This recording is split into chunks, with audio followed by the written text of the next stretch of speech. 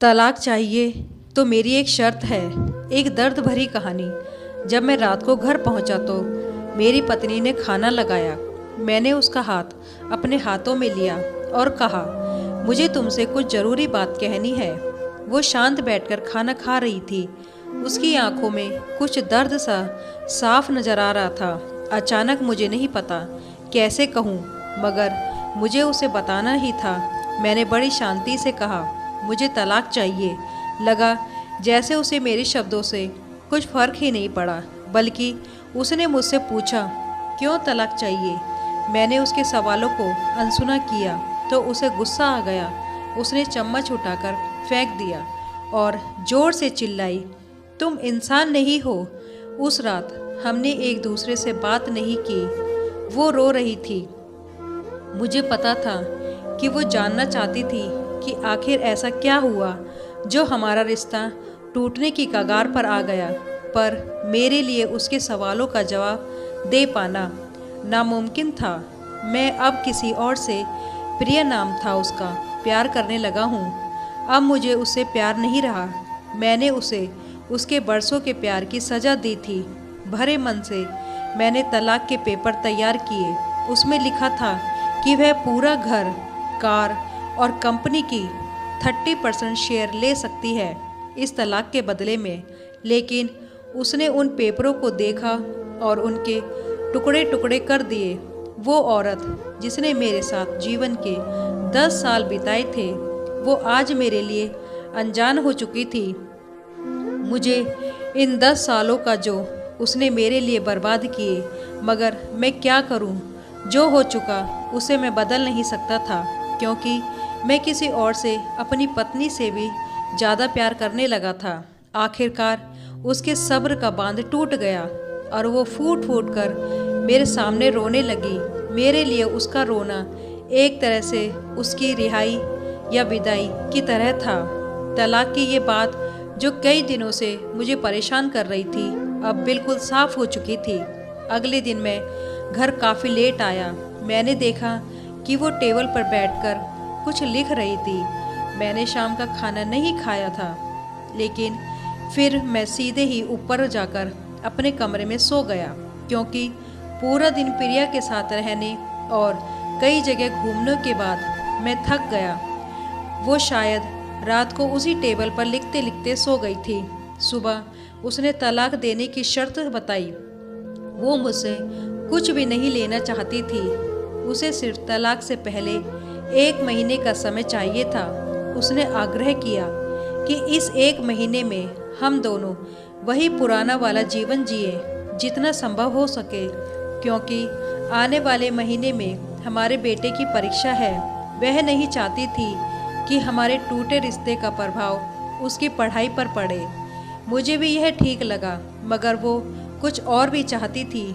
जैसे शादी के दिन मैं उसे उठाकर अपने शयन कक्ष तक ले गया था, उसी तरह हर रोज़ 1 महीने तक मैं उसे शयन कक्ष से उठाकर मुख्य द्वार पर ले जाऊं। मुझे लगा यह पागलपन है, मगर इन आखिरी दिनों को थोड़ा अच्छा बनाने के लिए मैंने उसकी यह शर्त स्वीकार कर ली। मैंने प्रिया को अपनी पत्नी की सारी शर्त बताई। वो हंसने लगे। उसे लगा मेरी पत्नी कितनी भी तरीके अपना ले, तलाक होना ही तय है। मेरी पत्नी और मैं किसी से भी इस दौरान नहीं मिले थे, लेकिन उस दिन जब मैं उसे पहली बार उठाकर गेट तक लेकर गया तो हम दोनों काफ़ी अजीब महसूस कर रहे थे। पीछे से हमारा बेटा भी खिलखिलाकर खुश हो रहा था। अगले दिन यह काम थोड़ा सामान्य और आसान हो गया। वह मेरे सीने से लगी थी और मैं उसकी खुशबू महसूस कर रहा था। ऐसा लगा जैसे कई दिनों बाद मुझे ये खुशबू मिल रही है, या फिर कई दिनों से मैंने उसके होने का महसूस नहीं किया था। पहले जितने उसमें वो कसाव नहीं था, और चेहरे पर कुछ हल्की झुर्रियाँ नज़र आ रही थी और बाल भी सफ़ेद होने लगे थे। ये वही औरत थी जिसने अपने जीवन के 10 साल मुझे समर्पित किए थे। चौथे दिन जब मैंने उसे उठाया तो वो पुरानी रोमांच लौटने लगी थी। 5वें और छठे दिन वो पुराना प्यार फिर जागने लगा। मैंने प्रिया को इस बारे में कुछ नहीं बताया था। अब उसे उठाना और आसान हो गया था। शायद हर रोज़ यह सब करने का मैं आदी हो गया था। एक दिन वह अपनी पसंद की साड़ी निकाल रही थी, लेकिन कुछ खास नहीं ढूंढ पाई। उसने सांस भरते हुए कहा कि उसके सारे कपड़े बड़े पड़ने लगे हैं। तब मुझे पता चला कि वह काफ़ी दुबली पतली हो गई है और इसलिए मैं उसे आसानी से उठा पा रहा था। मेरे दिल को एक झटका सा लगा। उसने अपने दिल में काफ़ी सारा दर्द छुपा रखा था। पता नहीं कैसे मैं आगे बढ़ा और उसके सिर को छूकर देखा। अचानक हमारा बेटा आया और बोला कि पापा, ये तो मम्मी को उठाकर बाहर ले जाने का समय हो गया है। उसके लिए अपने पापा द्वारा मम्मा को इस तरह उठाकर ले जाते हुए देखना जीवन का अभिन्न हिस्सा बन गया था। मेरी बीवी ने हमारे बच्चे को बुलाया और ज़ोर से उसे गले लगा लिया। मैंने अपना चेहरा दूसरी तरफ कर लिया। मुझे लगा कहीं मैं अपना निर्णय न बदल लूं। मैंने अपनी पत्नी को रोज़ की तरह उठाया और बेडरूम से सिटिंग रूम होते हुए हॉल तक लाया। उसने प्यार से अपने दोनों हाथ मेरी गर्दन के आसपास रख दिए।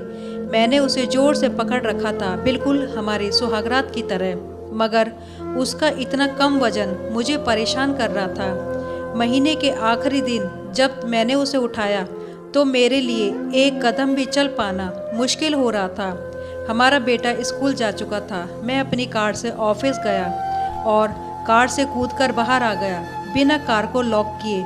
मुझे डर था कि अब एक पल की भी देरी मेरा इरादा बदल देगी। मैं ऊपर गया।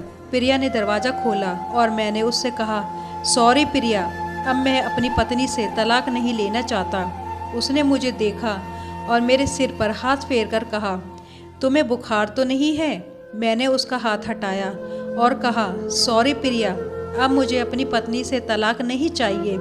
हमारी शादीशुदा ज़िंदगी शायद हम दोनों के ध्यान न देने की वजह से बोरिंग हो गई थी, लेकिन इसका मतलब यह कतई नहीं है कि हम एक दूसरे से प्यार नहीं करते। अब मुझे एहसास हुआ है कि जिस दिन मैं उसे शादी करके अपने घर में लाया था, उस दिन से जीवन के आखिरी दिन तक मुझे उसका साथ निभाना है। प्रिया के होश उड़ गए। उसने मुझे एक जोरदार चांटा जड़ दिया मेरे मुंह पर। वह रोने लगी और दरवाज़ा अंदर से बंद कर लिया। मैं सीढ़ियों से नीचे उतरा और आकर अपनी कार में बैठ गया। आगे एक फूल वाले की दुकान पर रुका और अपनी प्यारी पत्नी के लिए एक सुंदर सा गुलदस्ता लिया। दुकानदार ने पूछा कि इस पर क्या लिखना है। मैंने मुस्कुराते हुए कहा कि मैं तुम्हें जीवन के आखिरी दिन तक यूं ही उठाता रहूँगा, मेरी अर्धांगिनी।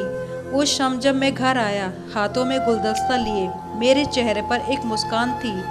मैं ऊपर अपने कमरे की तरफ भाग कर गया, लेकिन जब तक वह मुझे छोड़कर इस दुनिया से जा चुकी थी हमेशा के लिए। वो कई महीनों से कैंसर से लड़ रही थी, लेकिन मैं प्रिया के साथ इतना खोया हुआ था कि कभी ध्यान ही नहीं दिया। उसे पता था वह जल्दी ही मुझे छोड़कर जाने वाली है, इसलिए वह मुझे और मेरे बेटे के रिश्ते को टूटने के बचाना चाहती थी। मैं नीच उससे तलाक लेना चाहता था, लेकिन फिर भी उसने मुझे अपने बच्चे की नज़रों में एक प्यारा पति और पिता बना दिया। अगर ये कहानी आपको पसंद आई हो तो लाइक, शेयर, सब्सक्राइब करें और इस कहानी के बारे में आपकी क्या राय है हमें कमेंट करके ज़रूर बताना। कहानी सुनने के लिए धन्यवाद।